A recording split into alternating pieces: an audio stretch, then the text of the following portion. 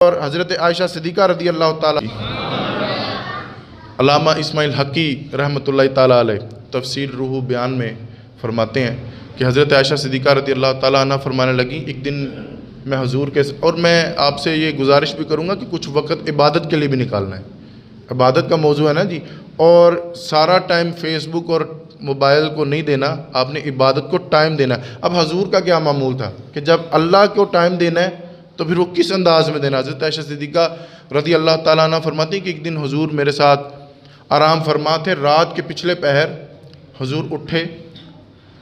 हुज़ूर का मामूल ये होता था कि जब हुज़ूर का दिल चाहता ना कि मैं अपने रब को मना लूँ, नफल पढ़ लूँ, तो उठते तो हज़रत आयशा सिद्दीक़ा से फरमाते कि आयशा हक़ तेरा है, वक़्त तेरा है, अगर तू इजाज़त दे तो मैं अपने रब को ना मना लूँ। मामूल ये था हुज़ूर का, ये मामूल था। एक दिन हज़रत आयशा सिद्दीक़ा रज़ी अल्लाह ताला अन्हा फरमाने लगी कि एक दिन मेरी आँख बेदार हुई, आँख खुली तो मैंने देखा कि हुज़ूर मेरे बिस्तर में नहीं है, तो मैं घबराई और मैं बाहर गई। हुज़ूर जन्नतुल बकी के किनारे पे नवाफिल अदा फरमा रहे हैं। मैं करीब जाके खड़ी हुई, चंद सातें मैंने इंतज़ार किया, हुज़ूर ने मेरी आहट सुनी तो हुज़ूर फरमाने लगे कौन है? मैंने कहा मैं आयशा। हुज़ूर फरमाने लगे कौन आयशा? तवज्जो नहीं फरमाई आपने। हुज़ूर अपनी इबादत में मशगूल हैं, दुआ फरमा रहे हैं। हज़रत आयशा सिद्दीक़ा फरमाने लगी मैं आयशा। हुज़ूर फरमाने लगे कौन आयशा? या रसूलल्लाह आपकी ज़ौजा। हुज़ूर फरमाने लगे ये ज़ौजा क्या होती है?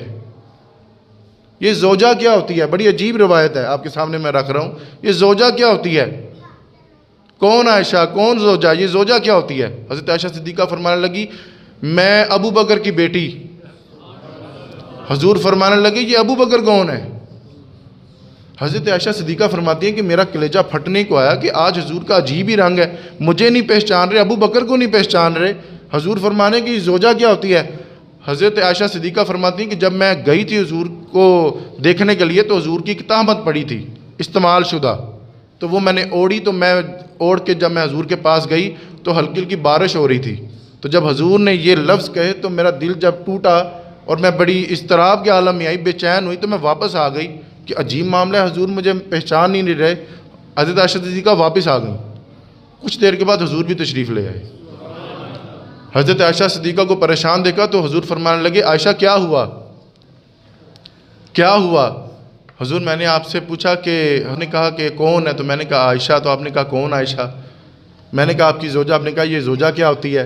मैंने कहा कि मैं अबू बकर की बेटी, तो आपने कहा ये अबू बकर कौन है? तो या रसूलल्लाह मुझे बड़ी घबराहट हुई, बेचैन हूँ कि ये क्या मामला था। हुज़ूर फरमाने लगे वो वक़्त मेरा ना अल्लाह के साथ था, वो वक़्त मेरा, बोल के बताइए, वो वक़्त मेरा, वो वक़्त मेरा अल्लाह के साथ था। उस वक़्त में ना कोई वहाँ पे फ़रिश्ता आ सकता है, ना कोई नबी और मुरसल आ सकता है। जब फ़रिश्ते और नबी और मुरसल नहीं आ सकते तो फिर वहाँ पे आयशा और अबू बकर भी नहीं आ सकते, क्योंकि वो वक़्त मेरा लिमाल्लाह वक्तुन, ये मेरा अल्लाह के साथ वक़्त था।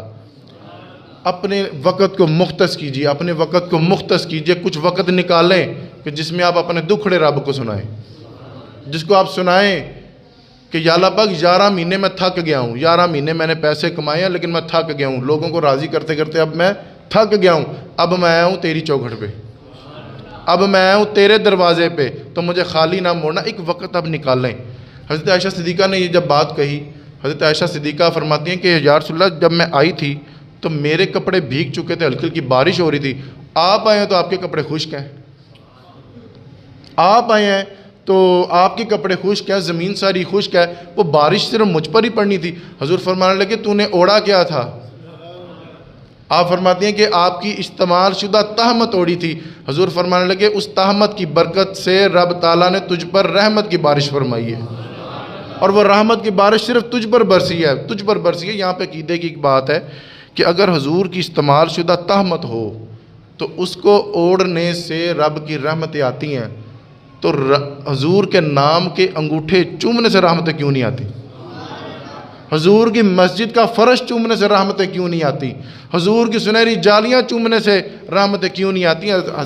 हुज़ूर फरमाने लगे कि वो जो तूने मेरी तहमत ओढ़ी थी ना, उसकी बरकत से रब ने तुम पर रहमत की बारिश फरमाई है।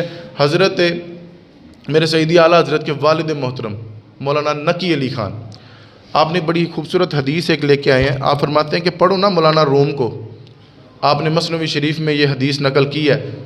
एक वक़्त आप मुख्तस करें इबादत के लिए, अल्लाह ताला के लिए। आप फरमाते हैं कि फ़िरौन जो था ना 500 साल ही हुकूमत कर गया। कितने साल जी? 500 साल हुकूमत कर गया। और बुज़ुर्गों ने लिखा कि 500 साल में ना उसका कभी सर दर्द हुआ, ना अल्लाह ताला ने उसके पाँव में कांटा चुभने दिया, ना उसके पाँव में कभी कांटा चुभा। और वो छोटा मोटा गुनाहगार नहीं, पक्का काफिर था।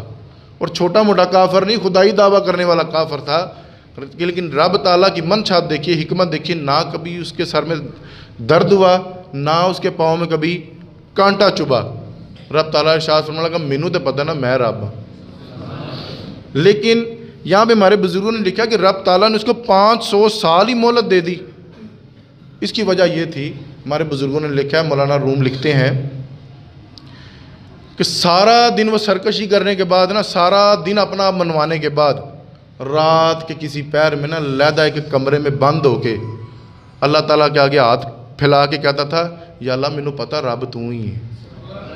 ये फ़िरौन कह रहा है, फ़िरौन, या अल्लाह पाक मैनू पता रब तू ही है, बारिश तेरे हुक्म से ही आती है, ये जो फल फूल लगते हैं तेरे हुक्म से ही लगते हैं, औलाद देता तू ही देता है, मैं तो एवं बस ड्रामा जा रचाया, चलो मेरा भी रोब रह जावे, या अल्लाह पाक मैनू माफ़ दे कर दवी।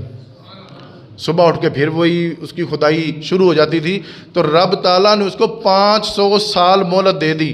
क्यों भला? वो रात के किसी पैर ना रब को मना लिया करता था। अगर वो फ़िरौन हो के उसको मोहलत मिल सकती है, तो यार हम तो नबी पाक के वफ़ादार गुलाम हैं। अगर हम रब को मनाएंगे तो रब कितनी करम नवाजी करेगा, कितनी करम नवाजी करेगा। और तिरमिज़ी शरीफ में हजूर नबी अलैहिस्सलाम का फरमान देखिए, और इतना खूबसूरत फरमान, दिलों को सुकून देने वाला फरमान।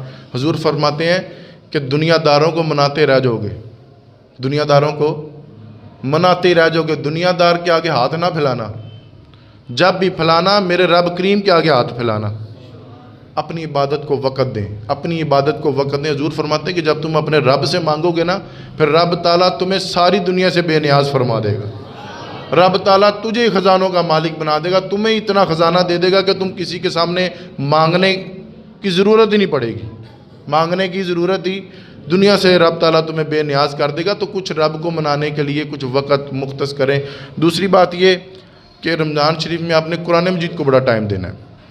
आप नाराज़ ना होइएगा कि हमने ना कुरान मजीद बिल्कुल ही पढ़ना छोड़ दिया। एक बात कर लूँ गिले की, अगर आप इजाज़त दें तो। नहीं इरादा? ये 3-4 दिन पहले ना आधे घंटे के लिए फ़ेसबुक बंद हुई थी। शायद ये जो फ़ेसबुक चलाते हैं वो जानते होंगे। रात के वक्त कोई 8:30 बजे फ़ेसबुक आधे घंटे के लिए उन्होंने बंद कर दी थी। थड़थड़ी मच गई जी, पता नहीं की हो गया जी, साढ़े अकाउंट ब्लॉक, जो हमारा डाटा था वो पता नहीं क्या। और कईयों ने फ़ेसबुक की ये इस खबर को अपने स्टेटस पे भी लगाया जी, बस ख़त्म होगी गल जी। इतनी हड़बड़ी। मैं कहता हूँ यार, फ़ेसबुक तेरी आधे घंटे के लिए बंद हुई और तेरा ये आलम हो गया है। कुरान मजीद को खोला तो पिछला साल भी गुजर गया, आज तक तेरे दिल को खिंच नहीं पड़ी। आधे घंटे के लिए तेरी फ़ेसबुक बंद हुई है और तेरे हाथ पाँव फूल गए, क्या पता नहीं क्या होने वाला है, पता नहीं दुनिया ख़त्म होने लगी है। और कितना अरसा ही हो गया कि हमने कुरान मजीद खोल कर भी नहीं देखा। फ़ेसबुक सच्ची खबरें देता है? बोल के बताइए, क्या फ़ेसबुक पर सारी हदीसें ही आती हैं? इतने ज़रा चुप चुप कर गया। जो रीलां जड़ियाँ चलदियाँ ने, क्या वो आपको अखलाक सिखाते हैं? कुरान मजीद तो आपको अखलाक सिखाने आया था, आपको हयादार बनाने, खुशबूदार बनाने, आपकी रूहानियत को संवारने आया था। कुरान मजीद को खोला अरसा हो गया, लेकिन यहाँ पे फ़ेसबुक को आधा घंटा उन्होंने बंद किया तो हमारे सांस फूल गए कि पता नहीं अब क्या होने लगा। इस मिजाज को बदलें और इस पर आप गौर कीजिए कि अल्लाह वाले तुसी केड़े पासे टुर पै जी। ये मेरे मुर्शिद गिरामी का एक बड़ा खूबसूरत एक उनका एक अंदाज़ है। तो वो जब समझाते हैं तो आखिर में यही कहते हैं, अल्लाह वाले तुसी केड़े पासे टुर गया जी, वापस आओ दीन की तरफ, वापस आओ कुरान की तरफ। और